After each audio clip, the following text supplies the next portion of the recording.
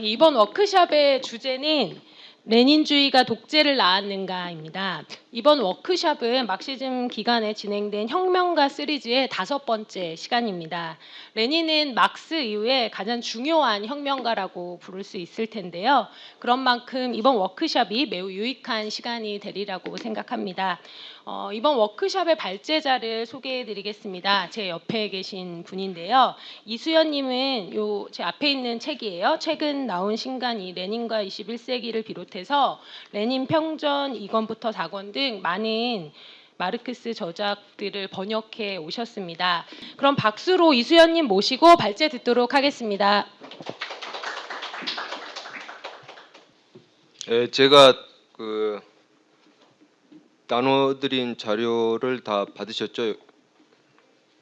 앞에서 제목이 이제 레닌주의가 스탈린주의를 낳았는가 해서 레닌주의가 독재를 낳았는가와는 조금 다르긴 한데 내용은 대동소이하기 때문에 제가 지난 5월달에 우리 노동자연대 주최한 토론회에서 발표한 발표문을 배포를 해드렸습니다. 참고로 보시면 되고요. 오늘은 이제 그것을 바탕으로 해서 말씀드리겠습니다.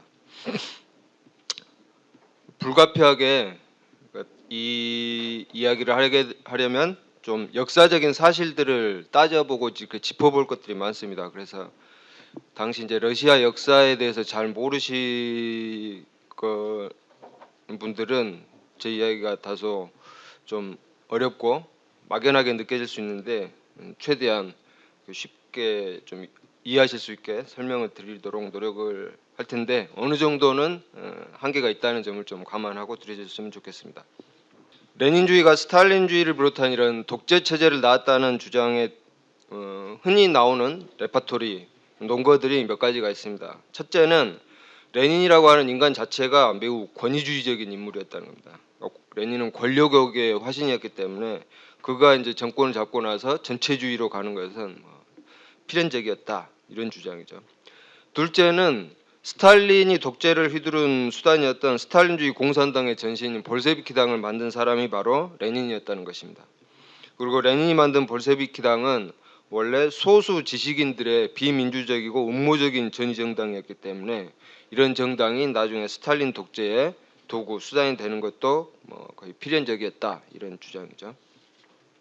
세 번째는 레닌이 정권을 잡은 그 체제, 그러니까 1917년 10월 러시아 혁명으로 레닌은 정권을 잡았는데 이 10월 혁명이라고 하는 것 자체가 노동자 대중의 그런 봉기, 대중 봉기, 대중 행동 그런 것이 아니라 소수의 음모적 쿠데타였을 뿐이다. 레닌이 사주한 볼셰비키당이 주도한 그런 소수의 음모적 쿠데타였을 뿐이다라고 하는 주장입니다. 넷째는 이른바 이 10월 쿠데타와 1930년대 스탈린 독재 사이에 연속성이 있는데 그것을 입증하는 역사적 증거가 몇 가지가 있다는 주장입니다. 그 근거로 흔히 이제 거론되는 것들이 첫째, 레닌은 10월 혁명 직후에 다른 사회주의 정당들과 함께 연립정부를 구성하자는 이른바 다원주의적 소비에트 민주주의를 거부하고 처음부터 일당 독재를 추구했다는 겁니다. 두 번째는 1918년 1월 그러니까 러시아 혁명 직후에 재헌의회라고 하는 그런 러시아 국민들의 선거로 보통 선거로 선출된 재헌의회라고 하는 그 기구를 강제로 해산시켜 버리고 또 일당 독재를 추구했다는 겁니다. 세 번째는 레닌과 볼셰비키 정부는 혁명 직후에 체카라고 하는 비밀 경찰, 보안 경찰을 만들었는데 이 기구가 나중에 스탈린 시대에 개폐후 또 내무인민위원부 이런 걸로 이제 진화해서 무소불위의 권력을 휘두르면서 스탈린 시대의 공포 정치, 대테러 통치를 자행했다는 겁니다. 네 번째는 1918년 이후에 레닌과 볼셰비키 정부는 노동자들이 산업을 통제하는 이른바 노동자 통제 조치를 폐지해 버렸다는 겁니다. 원래 노동자 통제는 볼셰비키가 러시아 혁명 과정에서 가장 강력히 주장했고 그들이 실제로 산업 현장에서 바로 이런 노동자들을 바탕으로 해서 그 통제 기구들을 확립하고 그것을 제도화 시켜야 한다고 주장을 했었는데 나중에 스스로 그것을 부정해 버린 그런 짓을 했다는 거죠. 다섯 번째는 러시아 혁명 후에 내정 과정에서 볼셰비키는 다른 정당들, 그러니까 볼셰비키당 말고 뭐 사회혁명당이나 멘세비키 같은 사회주의 정당들을 포함해서 카데츠 같은 부르주아 정당뿐만 아니라 다른 사회주의 정당들도 모두 불법화하고 일당 독재 체제를 확립했다는 그런 주장입니다. 여섯 번째는 1921년 3월에 크론시타트 수병들이 소비에트 민주화 뭐 이런 요구를 내걸고 봉기를 했는데 바로 이런 봉기를 잔혹하게 진압을 했다는 거죠. 볼셰비키가. 그리고 더 나아가서 레닌은 바로 그 즈음에 볼셰비키 당내에서도 분파를 금지해서 민주적 토론과 논쟁을 억압했다는 그런 주장입니다.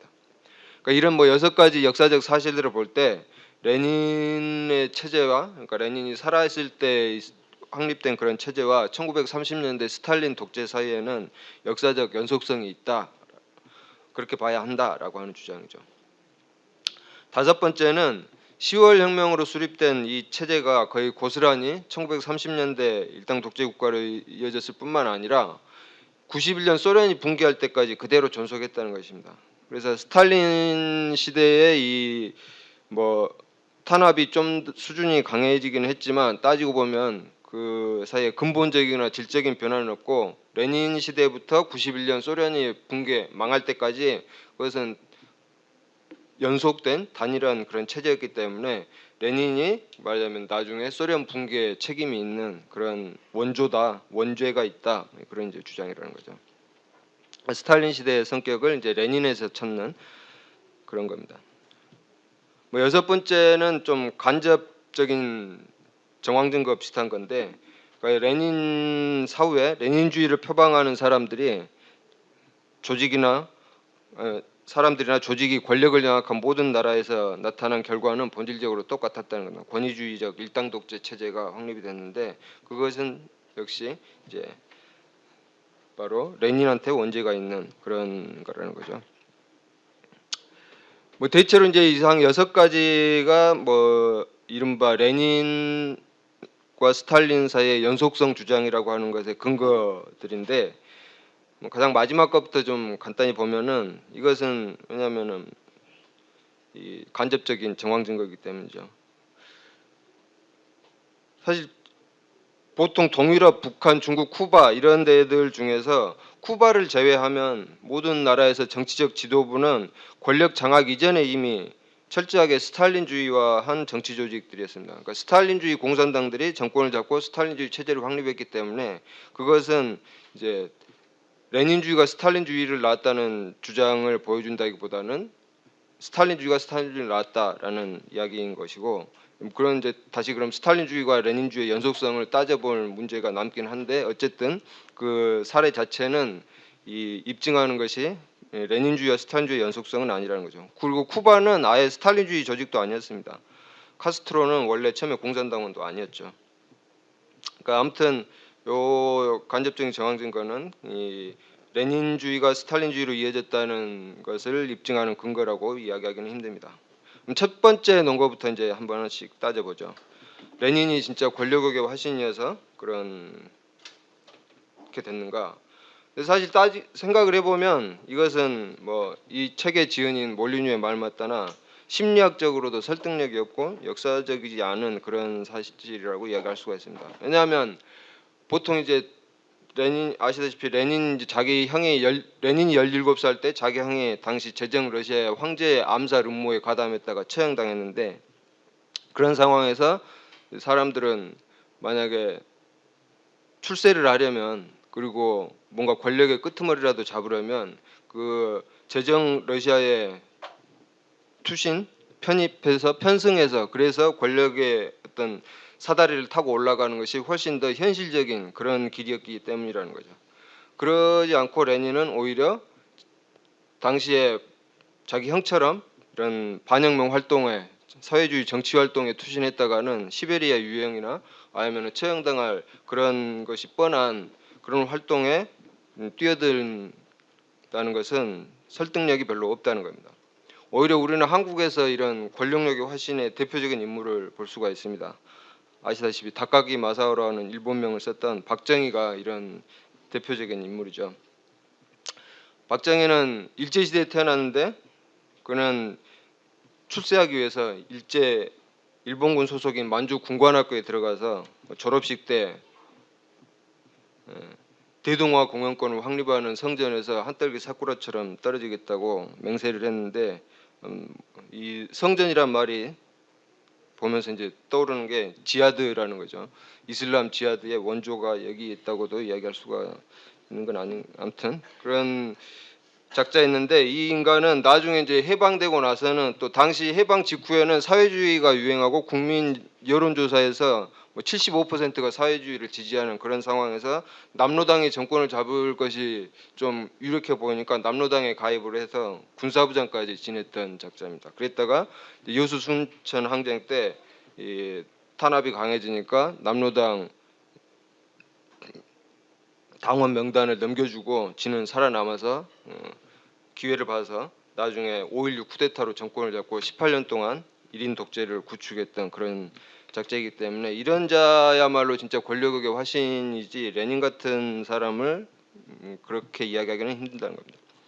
두 번째로 볼셰비크당이 진짜 비민주적인 소수 지식인 음모가들만의 정당이었는가 하는 것도 살펴보면 실제로는 결코 그렇지 않았습니다. 2월 혁명 1917년 2월 혁명 직전에 볼셰비크당 당원이 2만 명이 좀 넘었는데 당시 러시아 산업 노동 계급이 300만 명 정도밖에 안 되는 그런 상황입니다. 인구가 1억 6천만 명인 나라에서 산업 노동 계급이 300만 명인데 그 중에서 이제 볼셰비키 당원이 압도적으로 노동자인 그 당원이 2만 명이었다면 오늘날 한국에 대비해 볼 때 한국의 뭐 산업 노동 계급 민주노총이 옛날에 1,700만이라고 흔히 그랬는데 그 중에 한 10분의 1이 좀 못 된다 그러면은 적어도 한국에서 100만 명이 넘는 그런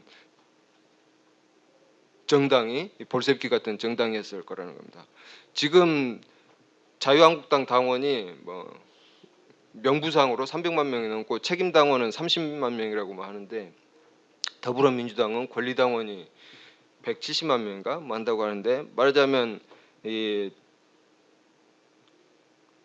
볼셰비키 당의 옛날 17년 2월 혁명 당시에 볼셰비키 당원 2만 명이라는 규모는 오늘날 지금 남한의 현재에서 현재 상황에서 남한의 더불어민주당 같은 그런 규모의 엄청난 대중 정당이었을 거라는 겁니다.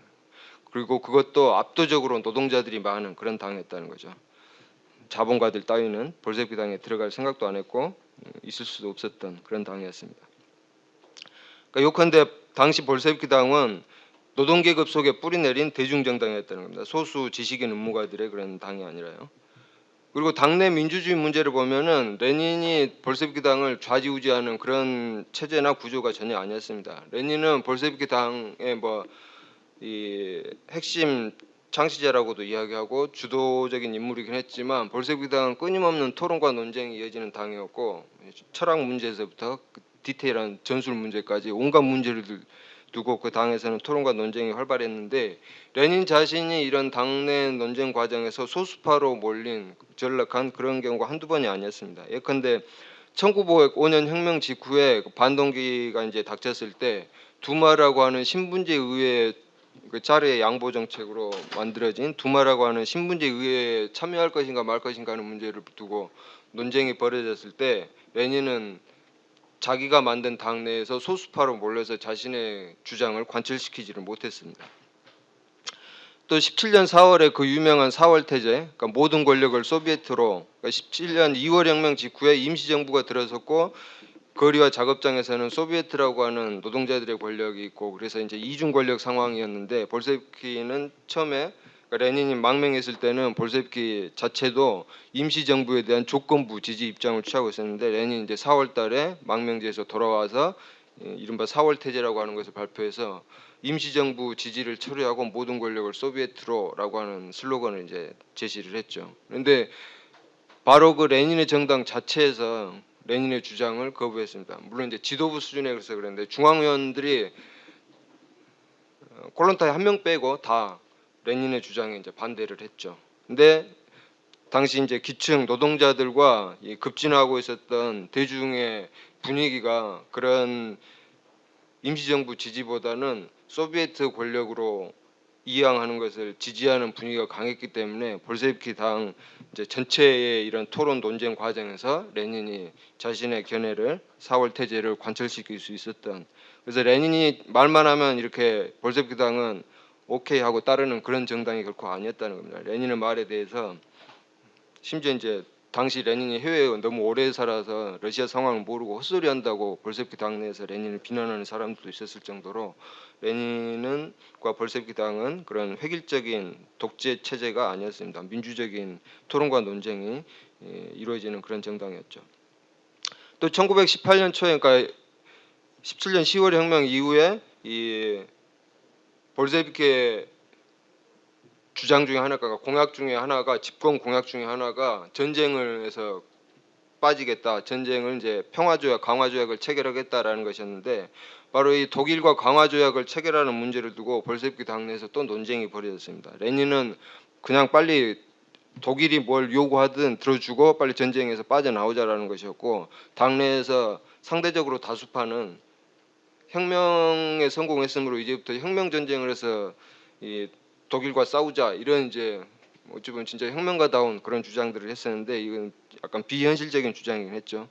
아무튼 레닌은 그 처음에 그 강화조약 체결을 주장을 했다가 또 말을 안 들어 견해가 관철이 안 돼서 소수파로 있었는데 이 레닌이 자신의 주장을 관철시킬 수도 있었던 것은 독일이 러시아 니네가 강화조약 체결 안 하면은 뭐 전쟁 계속하겠다 하면서 부대를 이동시켰는데 러시아 이제 병사들은 전쟁에 신물이 나 있었기 때문에 더 싸울 생각이 없어서 그냥 포기를 해버린. 그래서 독일군이 우크라이나까지 쭉 밀고 들어와 버렸기 때문에 볼셰비키 내의 이 전쟁파조차도 자신들의 견해를 처리하고 레닌의 주장을 따르는 그런 일들이 벌어졌는데 어쨌든 이런 과정들을 보면더라도 알 수 있듯이 레닌과 볼셰비키 당은 결코 그런 독재자와 획일적인 독재 체제가 아니었다는 것을 알 수 있습니다. 그러면 둘째 논거도 근거가 없다고 이야기할 수가 있죠. 셋째는 10월 혁명 때는 파업도 없었고 총파업 같은 것도 없었고 바리케이드 전투도 없었으므로 10월 혁명은 어떤 대중 봉기가 아니라 그냥 소수 음모가들의 쿠데타일 뿐이다라고 하는 그런 주장입니다. 실제로 그러긴 했습니다. 10월 혁명, 그러니까 적어도 페트로그라드 당시 러시아 수도가 페트로그라드였는데 페트로그라드의 무장 봉기 과정에서는 뭐 유혈 사태가 거의 없어서 사상자가 별로 없었고 그래서 우스갯소리로 10월 혁명 자체보다는 나중에 그 10월 혁명을 묘사한 10월이라고 하는 영화를 세르게이 에이젠슈타인이 1920년대에 찍었는데 그 영화를 촬영하다가 죽은 사상자가 무장봉기 과정에서 진짜 죽은 사람들보다 더 많았다 그런 이야기가 있을 정도로 10월 혁명은 거의 무혈봉기였습니다. 그런데 왜 그랬는지를 또 따져볼 필요가 있는데 러시아 혁명사라는 책을 썼고 그리고 그 10월 페트로그라드 무장봉기를 직접 조직했던 트로츠키 자신이 그 이유를 설명한 바가 있습니다. 왜냐하면 당시 페트로그라드에서 바로 임시정부를 방어하겠다고 나설 무장력, 뭐 경찰은 말할 것도 없고 경찰이 이미 와야 되는 상태였고 군대조차도 전혀 없었기 때문에 이 소비에트가 무장봉기를 할 때 전혀 싸울 상대가 없었기 때문에 이것은 무혈 봉기로 갈 수밖에 없었다라고 설명을 했습니다. 트루츠키가.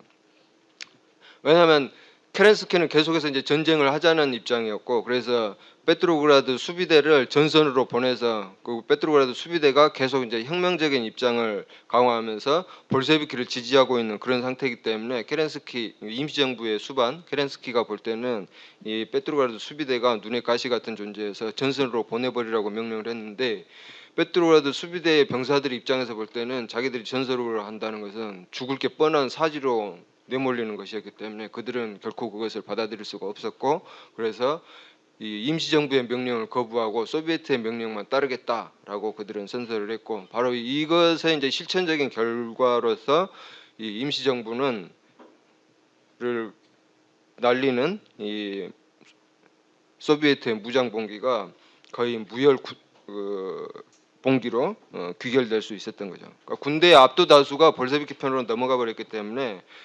페트로그라드에서는 적어도 볼셰비키와 이 병사들이 혁명적 병사들이 총을 쏠 필요도 없었던 그런 상황이었던 겁니다. 근데 한편으로는 또 모스크바는 상황이 달랐습니다. 그러니까 10월 봉기가 그냥 음모가들의 쿠데타였을 뿐이다라고 그러면서 페트로그라드의 무혈 봉기만 이야기하는 사람들은 모스크바 상황에 대해서는 설명을 할 수가 없습니다. 모스크바에서는 이 무장 봉기 조직이 늦어져가지고, 그러니까 볼셰비키가 원래 10월 10일 날 무장 봉기를 한다고 중앙위원회에서 결정을 했는데도 이 무장 봉기 반대파들이 말하자면 굼뜨고 느리고 계속해서 반대하는 그런 행동들을 했기 때문에 모스크바에서는 10월 24일, 25일, 그러니까 페트로그라드에서 이미 무장 봉기가 시작되고 있는 그런 상황에 모스크바에서는 군사혁명위원회가 이제 조직이 되고 설치가 되고, 그래서 무장 봉기 과정에서 일주일 동안 시가전이 격렬하게 벌어져서 수백 명이 사상당하는 그런 일이 벌어졌습니다. 따라서 이제 10월 혁명이 꼭 무혈 혁명이었다라고 하는 말은 엄밀히 보면 또 그렇지만도 않다는 것을 알 수가 있죠.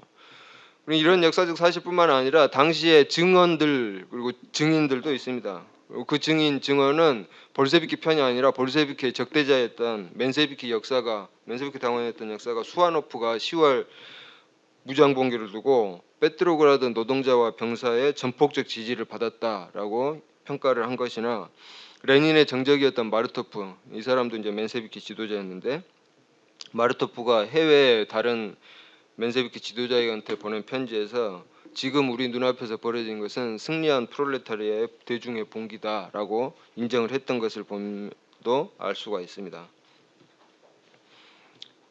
네 번째 논거는 좀 길고 자세하게 살펴볼 이유가 있습니다. 그리고 좀 까다롭습니다. 왜냐하면 실제 역사적 사실들이기 때문이죠. 앞부분에서는 그런 주장이 역사적 사실과 부합하지 않는다 그런 이야기를 했는데, 이제 이번부터는 역사적 사실과 부합하는 그런 주장들을 살펴보겠습니다. 다시 말해서 레닌은 사회주의 연립정부를 구성하지 않았습니다. 그리고 재헌의회를 강제로 해산시켰죠. 또 체카가 적색 테러를 자행한 것도 사실입니다. 그리고 레닌과 볼셰비키 정부는 노동자 통제를 스스로 폐기했습니다. 다른 정당들을 불법화하고 일당 독재를 확립을 했죠. 아까 이야기했듯이 1921년 3월에는 크론시타트 수병 반란을 진압했고, 또 볼셰비키 당내에서 분파도 금지시켜버렸습니다.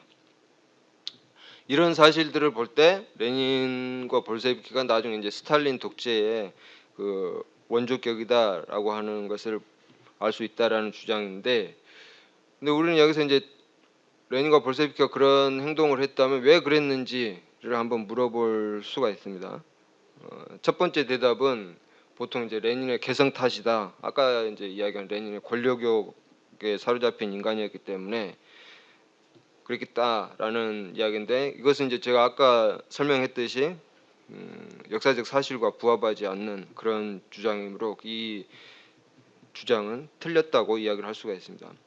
둘째로 레닌과 볼셰비키가 이렇게 권위주의적으로 행동하게 된 이유는 그들의 이데올로기 자체가 그랬기 때문이다라고 하는 건데, 이것도 좀 자세히 보면 그렇지 않다는 것을 알 수가 있습니다. 그러니까 볼셰비키 당의 당시 이제 러시아 혁명 전에 혁명 이론, 혁명 전략은 원래 처음부터 프롤레타리아 독재를 건설한다 이런 게 아니었습니다. 물론 레닌이 마르크스주의였기 때문에 프롤레타리아 독재를 거부하지 않고 지지하긴 했지만, 당시 러시아 자체에서 처음부터 프롤레타리아 독재를 수립할 수 있다고 레닌은 주장하지 않았습니다.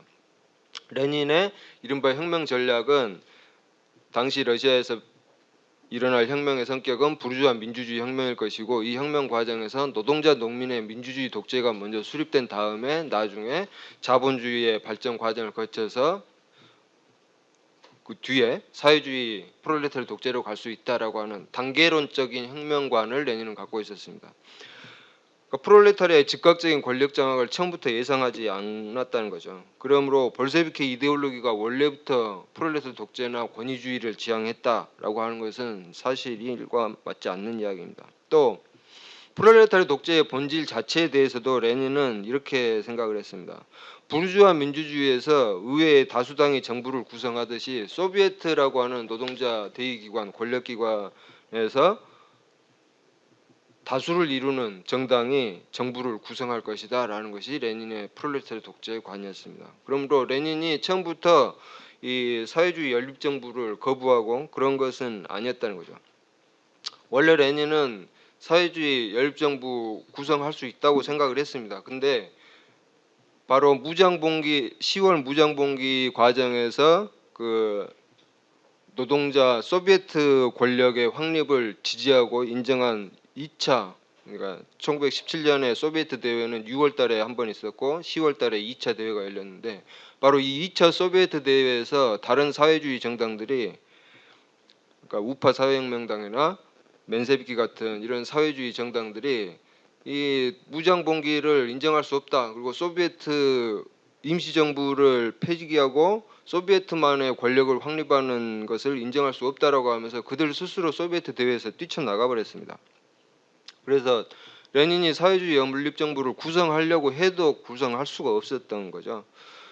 한편으로 사회혁명당 좌파는 이제 사회혁명당이 분열하면서 무장봉기를 지지하고, 그래서 볼셰비키 정부와 잠시 연립정부를 구성하긴 했는데, 이 사람들도 18년 3월에 아까 설명한 브레스트 리토프스크 강화 조약, 그러니까 전쟁을 그만두고 이제 독일과 휴전을 하자라고 하는 이 방침에 반대해서 이 사람들도 볼셰비키와의 연립정부를 파기하고 그들이 뛰쳐나가 버렸습니다. 그리고 그들은 볼셰비키와 연립정부를 파기했을 뿐만 아니라 자신들의 주특기인 테러와 암살로 이 볼셰비키 정부를 무너뜨리겠다고 아주 준동을 하는 바람에 볼셰비키 입장에서도 사회혁명당을 이렇게 곱게 봐줄 수는 없는 그런 상황이 됐던 거죠. 또 하나 역사적 사실은 레닌이 하도 이제 그 사회주의 연립정부 구성하자는 볼셰비키 당내 우파의 주장들이 있어서 그럼 한번 시도를 해보시오라고 해서 실제로 그들이 사회혁명당 우파와 맨세비키를 만나서 이것을 사회주의 연립정부 구성 조건을 협상을 했습니다. 근데 그 사람들의 요구가 어처구니가 없었던 게, 이 소비에트 권력 장악을 없었던 걸로 하고, 그리고 레닌과 트로츠키는 또 정부에서 빠지고 하는 이런 황당한 요구 조건을 해서 볼셰비키 우파조차도 그런 조건으로는 연립정부를 구성할 수 없다고 해서 이게 지금 무산된 그런 것들을 보면, 이것은 순전히 볼셰비키와 레닌이 권위주의자들이었기 때문에 그렇게 된 것이 아니라 어떤 상대방들의 그런 상황이나 그 행동이나 이런 것들이 상호작용한 과정이라고 봐야 된다는 거죠. 그리고 재헌회를 해산한 건 맞는데, 이 재헌회라고 하는 것이 이론적으로는 부르주아 민주주의 기관이고, 그래서 소비에트가 훨씬 더 민주적인 노동자 민주주의 관점에서는 이 우월한 고차원적인 기관이기 때문에 재헌회를 비록 선거를 통해서 만들긴 했지만 그 둘이 언제까지나 존속할 수는 없었습니다. 그리고 무엇보다 재헌회 자신들이 10월 소비에트 혁명과 소비에트 체제를 인정하지 않겠다고 하는 바람에, 그렇다면은 같이 존립할 이유가 없다고 해서 해산시킨 것이고, 또 바로 이 재헌회가 나중에 이제 10월 혁명에 반대하는 내정 과정에서 반혁명 세력의 일종의 깃발로 떠올랐기 때문에 그것을 해체하고 해산시키는 것은 역사적으로 그리고 정치적으로 불가피했다라고 이야기할 수가 있습니다. 세 번째로 체카의 적색 테러를 보면, 체카가 적색 테러를 자행한 것은 맞는데, 그러나 이것은 일종의 상황에 대한 반응이었습니다. 체카가 반혁명과 사보타주에 대항하는 기구로서 만들어지긴 했지만 그들이 처음부터 이렇게 이 테러를 자행한 것은 아니었고, 이 바로 이웃나라 핀란드에서 노동자 봉기가 처참하게 패배하고 나서 뭐 수많은 사람들이 학살당하는, 우파에게 학살당하는 그런 상황이라든가, 우크라이나에서 유대인들이 15만 명이 학살당하는 이런 사건들, 이런 것들을 보면서 볼셰비키가 경각심을 갖게 됐고, 실제로 오히려 백색 테러가 자행되면서 그러니까 볼로다르스키나 우리츠키 같은 볼셰비키 지도자들이 실제로 암살당했고, 레닌조차도 18년 중반에 이 암살 미수를 당해서 거의 혼수 상태에 빠지고 하는 그런 과정에서 일종의 이제 백색 테러와 적색 테러의 상승 작용 과정에서 체카가 이런 테러를 자행했기 때문에 이것이 원래부터 이렇게 예정된 것이었다라고 이야기를 할 수도 없다는 거죠.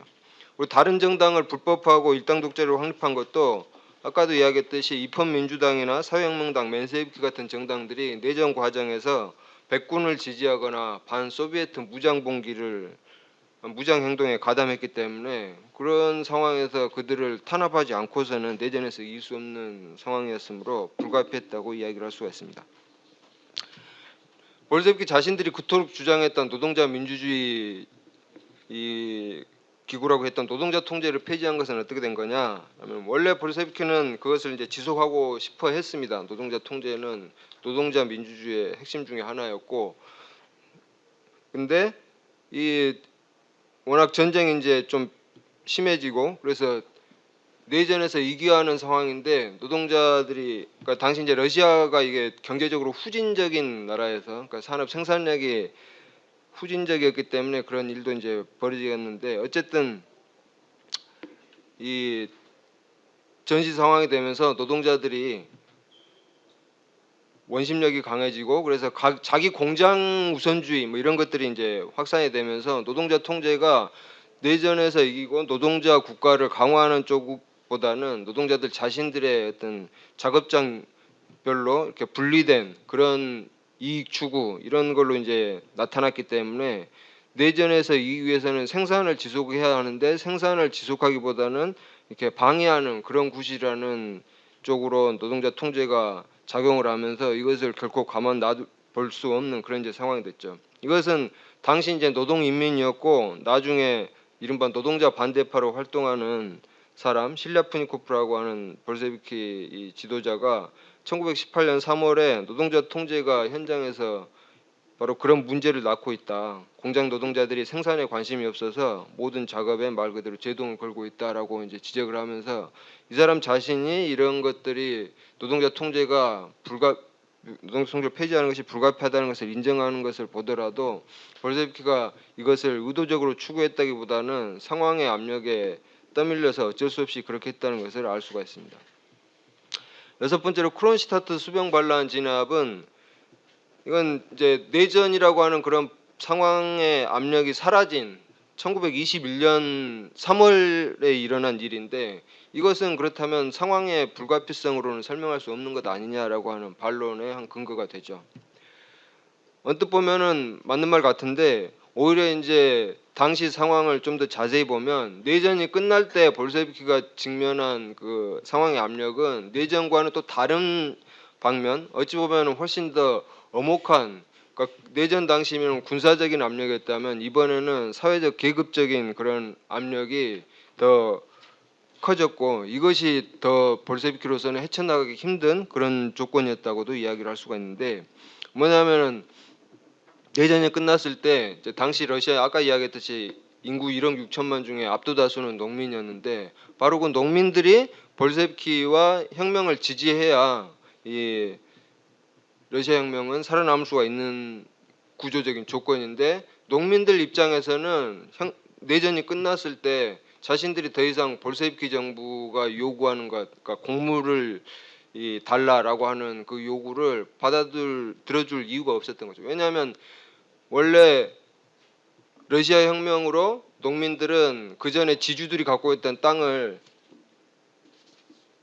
이렇게 차지할 수가 있었는데, 그래서 농민들이 혁명과 볼셰비키를 지지한 이유는 지주들을 몰아내고 자기들이 얻은 땅을 계속 가질 수 있다는 그런 것을 바라고 했었는데, 내전 과정에서 만약에 반혁명 세력 그리고 백군, 백군의 핵심은 지주들인데, 이 지주들이 이기면은 자기들은 이제 겨우 얻었던 땅떼기를 빼앗길 상황이었으므로, 그들은 거의 뭐 볼셰비키가 곡물을 강제 징발하더라도 울며 겨자 먹기 식으로 그냥 그걸 지지했었는데, 내전이 끝났고 그다음에 볼셰비키가 이제 승리를 했으므로 지주 귀족이 돌아올 가능성은 사라졌고, 그래서 자기들 땅을 빼앗길 그런 위험도 없어졌으므로 그들이 더 이상 이제 강제 곡물 징발에 응할 이유가 없었죠. 그래서 내전이 끝날 때쯤 1921년 2월 달에 이미 농민들은 볼셰비키 정부의 이 강제 곡물 징발에 반발해서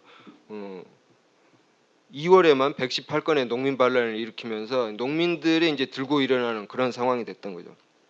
바로 그리고 이 한 달 뒤에 크론슈타트에서 수병들이 반란을 일으켰는데 이 수병들은 1917년 10월달에 그 혁명의 선봉대에 섰던 그 크론슈타트 수병들과는 달랐습니다. 그러니까 10월달에 혁명의 선봉했던 크론슈타트 수병들은 내전 과정에서 전선 현장에 그러니까 나가서 싸우다가 많이 이제 전사하거나 희생됐고 21년쯤에 크론슈타트에 있던 수병들은 우크라이나 같은 데서 온 농민들이었기 때문에 이 사람들은 자기 고향의 형제, 부모 이 사람들이 갖고 있던 불만을 거의 고스란히 반영하고 있는 그런 상황이죠. 그래서 그 사람들이 들고 일어나서 소비에트에서 볼세비키 없는 민주주의를 건설하자라고 하는 것은 혁명을 포기하자라고 하는 것과 마찬가지였기 때문에 볼세비키로서는 그 요구를 결코 받아들일 수가 없었던 겁니다.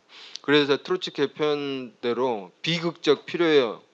그러니까 크론슈타트 수병 반란 진압을 트로츠키가 비극적 필요였다고 이야기를 했는데 그것 역시 어떤 상황의 압력에 따른 그런 결과였다라고 이야기를 할 수가 있습니다. 마지막으로 당내 분파 금지를 보면 아까도 이야기했듯이 볼셰비키는 대단히 민주적인 조직이었는데 21년 3월달에 레닌 자신이 발의를 해서 당내 분파를 금지시키게 됩니다. 근데 이것도 아까 이야기한 것처럼 내전 과정과 이제 오히려 내전이 끝났을 때 더 엄중한 그런 압력에 처하게 되는 상황에서 이 볼셰비키 내 당내에서 논쟁이 격렬해지고 그것 때문에 만약에 볼셰비키 당이 분열하면 결국 혁명 자체가 파탄나고 파멸할 것이다라고 하는 위기 의식에서 레닌은 한시적으로 당내 분파를 금지하자라고 제안을 해서 그것을 관철시킵니다.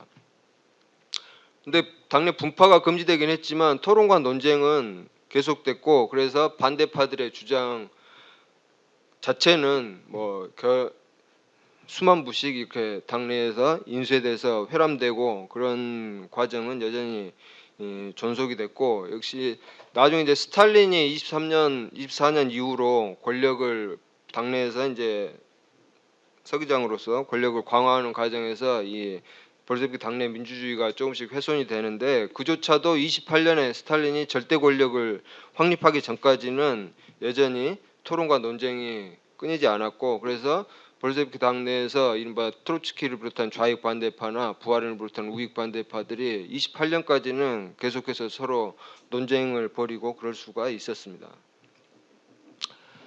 그러니까 지금까지는 이제 상황의 불가피성 때문이었다라고 설명을 드렸는데 그럼에도 불구하고 그럼 스탈린주의가라고 하는 것이 무엇인가라고 하는 것에 대한 설명까지 이어져야 레닌과 스탈린 사이의 연속성과 단절성을 제대로 설명하는 것이라고 할 수가 있는데 저는 마지막으로 스탈린주의라고 하는 것은 레닌주의의 연속이 아니다라고 하는 점을 이제 좀 말씀드리고 마치겠습니다.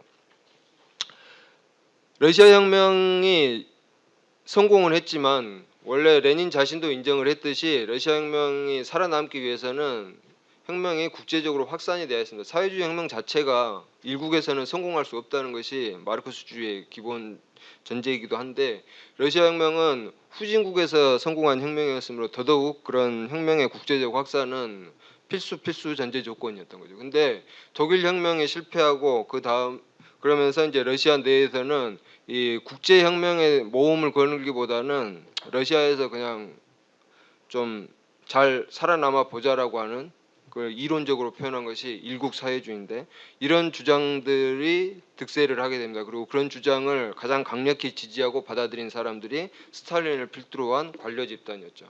이 관료 집단은 러시아 노동 계급이 또 해체되고 와해되는 그런 과정의 부산물이기도 했습니다. 노동 계급이 강력했다면 관료들은 그렇게 힘을 휘두르지는 못했을 텐데 내전을 거치면서 그리고 경제가 붕괴하면서 이 노동 계급들이 원자되고 해체되고 하면서 관료들이 이 힘을 휘두를 수가 있게 됐고 그러면서 이제 27년쯤에 그들은 국제적인 압력, 그러니까 이 영국 총파 패배와 그다음에 영국의 지배 계급이 소련과 외교 관계를 단절하겠다라고 하는 것 때문에 이 스탈린을 비롯한 관료들은 엄청난 위기 의식을 느끼게 되는데 다시 말해서 서방이 또 쳐들어오지 않을까라고 하는 위기 의식 때문에 안 되겠다 우리가 살아남으려면 훨씬 더 소련 내에서 강력한 경제와 군사력을 구축해야 되겠다라는 생각에 강제적인 농업 집산화와 급속한 공업화로 이게 방향을 틀어서 이른바 이제 경제 개발 5개년 계획을 그때부터 이제 추구를 하게 되는데, 이 과정 자체는 사실 어떤 사람들이 이야기하듯이 뭐 위로부터의 스탈린 혁명 뭐 이런 것이 아니라, 엄밀히 말하면 당시 이제 소련 사회의 사회적 생산 관계를 근본적으로 바꿔버리는 그런 반혁명이었다라고 우리 국가자본주의론에서는 분석을 하고, 바로 그런 점 때문에 스탈린주의 체제라고 하는 것은 스탈린의 이 절대 권력 확립, 그리고 강제 농업 집산화, 그리고 급속한 공업화, 이 세 가지는 사실은 이 러시아 혁명의 성과를 완전히 파괴하고 새로운 국가자본주의 체제를 확립하는 반혁명 과정이었다라고 이야기를 할 수가 있고, 그러므로 이 스탈린주의는 레닌주의의 연속이 아니라 반혁명적 부정이었다라고 평가를 한 것이 맞다고 저희는 생각합니다. 이상으로 일단 발제를 마치겠습니다. 마지막으로 발제자 정리 발언을 듣도록 하겠습니다. 네, 감사합니다. 먼저 질문에 대한 답변부터 하자면, 레닌주의와 스탈린주의의 차이점을 저는 뭐 이렇게 요약할 수 있지 않을까 싶은데요. 레닌주의는 노동계급의 자력 해방을 통해서 계급 없는 사회를 건설해야 한다라고 하는 마르크스주의의 뭐 20세기 버전 정도라고 이야기를 할 수가 있을 것이고, 스탈린주의는 그것의 정반대라는 거죠.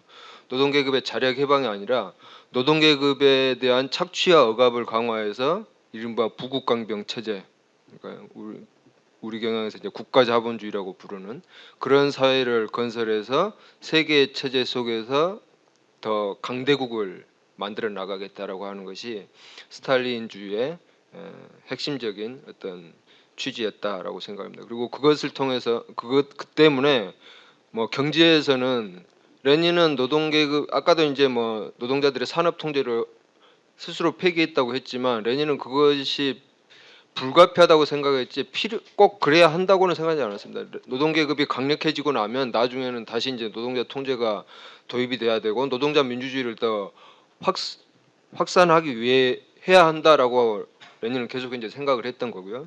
레닌은 노동계급 민주주의와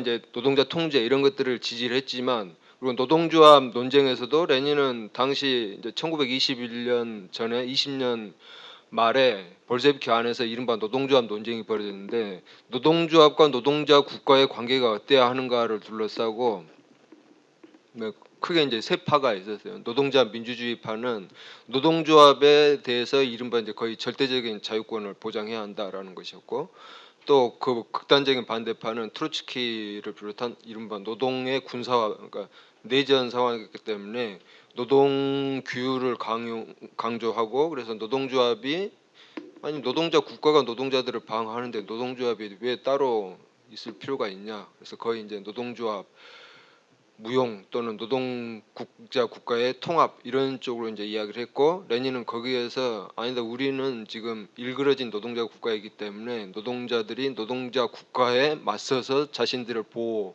방어할 필요가 있다라는 이야기를 했을 정도로, 레닌은 그런 것들에 대해서 이제 균형 잡힌 또는 이렇게 현실성 있는 그런 정책들을 추구했고, 어쨌든 레닌은 노동계급의 이익과 요구를 보장하려고 했지만, 스탈린은 1928년 이후로 서방과의 군사적 그 정치적 경쟁에서 살아남기 위해서는 우리는 서방을 뒤처진 것을 뭐 5년 10년 내에 빨리 따라잡아야 한다고 하면서 엄청나게 급속한 공업화를 시도를 하면서 노동자들의 임금을, 실질 임금을 사실상 절반으로 깎아버렸고, 농민들의 토지를 다 몰수하고 그것을 이제 강제 집산화하면서 협동농장, 국영농장으로 다 때려박았고 하는 식으로 억압 조치를 강화했던 그런 것이었죠. 민주적으로도 나중에 또 민주주의 이야기를 다 하겠지만, 레닌은 노동자 민주주의 그리고 소비에트 민주주의를 지지했지만 내전 과정에서 불가피하게 그런 일당 독재를 추구하는 쪽으로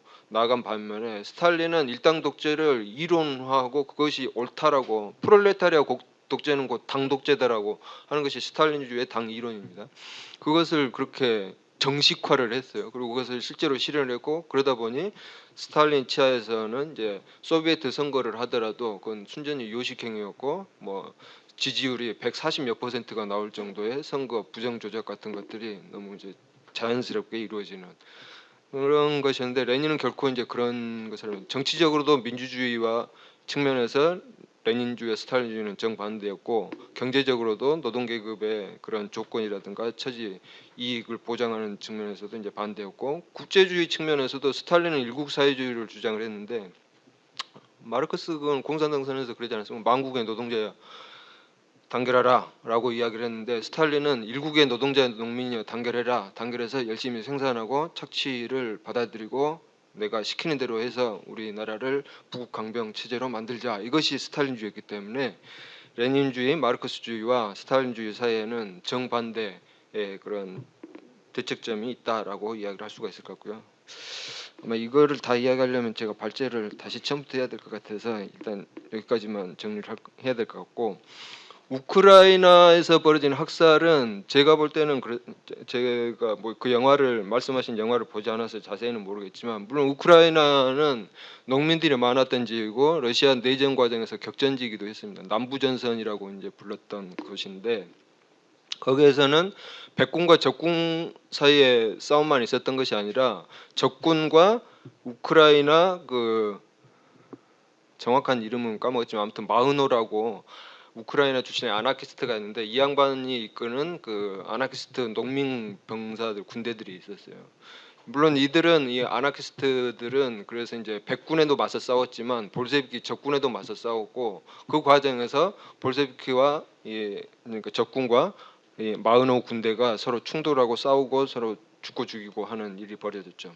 근데 학살은 정확히는 모르겠습니다. 근데 일단 우크라이나에서 그러니까 유대인들이 또 많은 트로츠키의 부모도 이제 우크라이나 유대인 출신인데, 그 우크라이나 유대인들을 학살하는 과정에서 우크라이나 민족주의자들이 만행을 저질렀던 것도 사실이고, 또 내전 과정에서 이제 벌어지는 싸움 과정에서 볼셰비키 적군도 그런 오늘날로 치자면은 뭐 비인간적인 짓, 트로츠키는 적군의 총사령관이었는데 백군 장교들의 가족들을 인질로 잡으라고 요구를 했습니다. 그것은 전시 상황에서 벌어지는 그런 것이었고, 트로츠키는 그것을 못하는 적군 병사들은 이적 행위로 처벌받아야 된다고 자기가 처벌하겠다라고 이야기를 했는데, 그것은 피비린내 나는 내전에서 이렇게 벌어지는 일이었고, 물론 그것이 이제 어떤 우리가 변증법에서 항상 한계를 넘으면은 그 정반대로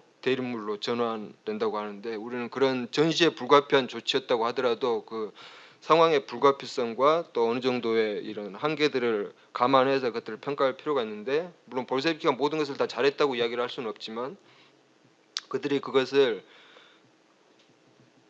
원해서 했던 것이라고만 또 평가하는 것도 저는 무리라고 생각하고, 무엇보다 당시 백군들이 저지른 만행을 떠올려 볼 필요가 있습니다. 백군들은, 그러니까 지주 귀족들은 원래부터 농민이나 노동자들을 인간으로 안 봤기 때문에 내전 과정에서 빨갱이, 볼셰비키, 공산당 이것들이 잡히면 살아있는 사람의 머리를 이렇게 압박대 같은 데 끼우고 맷돌로 이렇게 돌려서 으깨 죽이고 하는, 뭐 살아있는 사람을 십자가에 못 박아놓고 배를 갈라 죽이고 하는 그런 온갖 만행들을 저질렀기 때문에, 그런 과정에서 이제 사람들의 보복, 분노, 복수 이런 것들이 비인간적으로 표출되는 것들은 있었을 거고, 저는 그런 것들에 대해서 평가할 때는 좀 구체적이어야 될 것 같은데, 제가 정확히 자세히는 잘 몰라서 이 정도로 일단 이야기를 해야 될 것 같고요.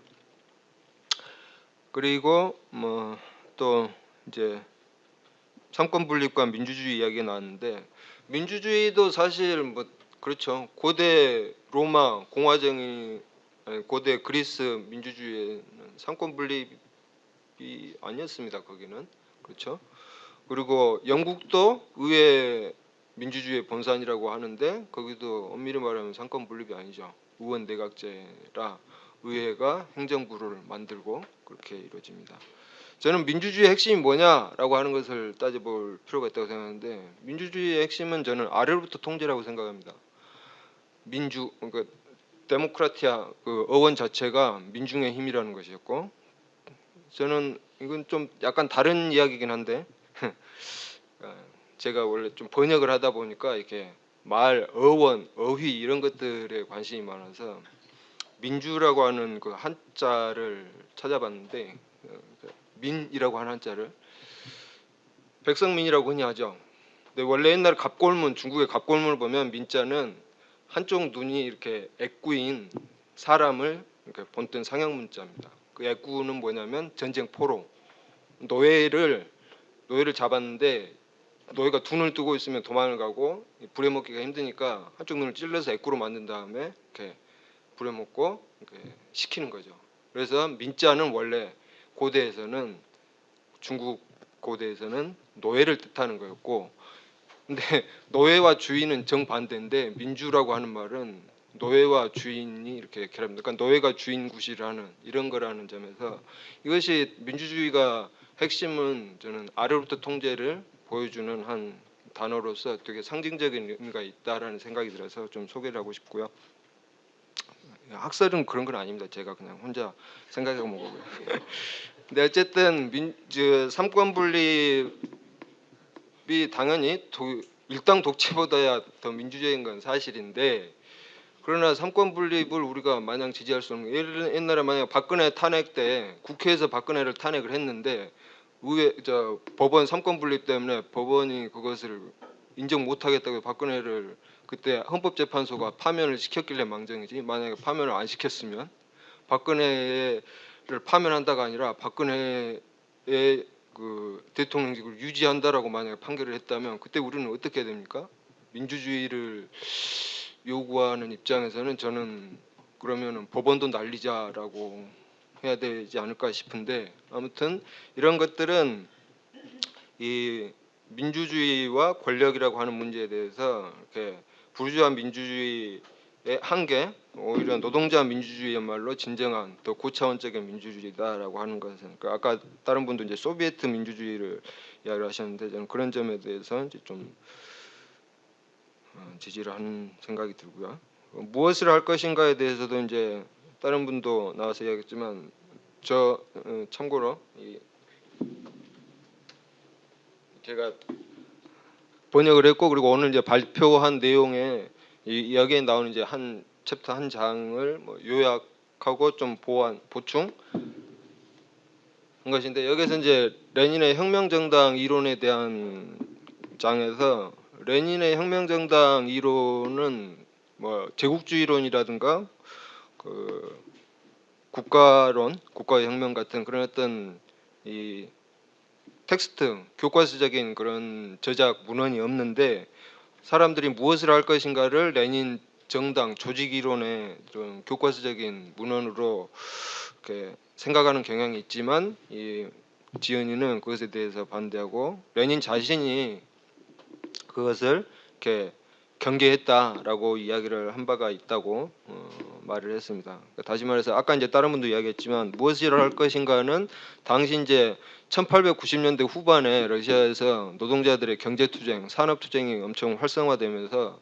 러시아 내에 그 전까지 있었던 사회민주주의자들, 그러니까 그때 사회민주주의는 마르크스주의자들, 혁명적 사회주의자들을 의미했는데 러시아 사회주의자들 내에 새로운 경향이 나타났어요. 그 전에 러시아 사회주의자들은 노동자들의 정치적 투쟁, 뭐 전제장에 맞서는 투쟁 이런 것들을 아주 당연하게 생각하는 그래서 정치 선전과 경제 선동을 이렇게 결합하는 레닌 자신이 그런 출신이었고 그들의 선배들이었던 뭐 플레아노프나 이 악셀로드 이런 노동해방단 고참 멤버들도 뭐 그랬고 그러니까 정치 선전 단계에서 이제 경제 선동 단계를 거쳐서 당건설로 이렇게 나아가는 그런 과정에서 당연히 정치 선전과 경제 선동을 이렇게 결합하는 그런 사람들이었는데 1890년대 후반에 새로 등장한 이 젊은 이 사회민주주의자들은 당시 이제 활성화된 노동자들의 산업투쟁, 경제투쟁 이런 것들이 자극을 받은 한편으로 이론적으로는 이 독일에서 베른슈타인의 수정주의 이것을 이제 수입을 해왔고 러시아에서 정치적 자유를 위한 투쟁, 이 정치적 투쟁은 어차피 러시아 당면 혁명의 성격이 부르주아 민주주의 혁명이므로 그런 것은 부르주아지한테 하라고 하고 우리 노동자들은 경제투쟁에 집중한다, 해야 한다. 이렇게 이제 주장을 했는데 그래서 이제 레닌이 그 사람들을 일컬어서 경제주의자라고 불렀고 바로 그 경제주의자들이 지금 노동자들의 이 투쟁, 정치의식, 고양, 각성 이런 것에 걸림돌, 장애물로 작용을 하고 있으므로 이 사람들을 이론적으로 집중적으로 이렇게 격파해야 한다라고 하는 그런 취지 관점에서 아까 이제 한 분이 표현하신 것처럼 막대 구부리기를 했다는 거죠. 정치 선동, 정치 선정과 경제 선동 이것을 둘 다 중요하다 이렇게 해서는 강조점이 안 잡히므로 경제 선동을 일종의 이제 때려잡는 식으로 그러니까 이것에 이제 한계를 부각시키고 정치 선전이 중요하다 그리고 정치 조직이 중요하다 이것을 이제 강조하는 쪽으로 이렇게 막대 구부리를 하는 과정에서 실제 말로 이제 오바를 레닌이 했었고 그래서 레닌 자신이 이제 1907년에 한 5년쯤 뒤에 그동안 펴낸 자신과 이제 볼세비키 이런 책들 저작들 문헌들을 모아서 한꺼번에 출판을 하면서 머릿말에서 1902년에 펴낸 무엇을 할 것인가를 당시의 역사적인 그 논쟁 상황 맥락에서 떼어내서 인용하는 사람들은 오해를 하고 있다. 그렇게 봐서는 안 된다. 그것은 경제주의자들이 왜곡한 것을 바로잡는 과정에서 좀 그러니까 막대 구부리기 요새 유행하는 표현으로 뭐 그런 것을 한 것이므로 뭘 오해해서는 안 된다라고 지적을 한 바 본인 자신이 지적을 한 바가 있고 레닌은 그래서 조직 이론은 그의 생애 전체에 걸쳐서 이론과 실천을 통틀어서 이렇게 보는 것이 더 균형 잡히고 정확한 시각이다라고 이야기를 할 수가 있을 것 같고요. 시간이 없다고 하므로 네, 이상으로 정리를 마치겠습니다. 감사합니다.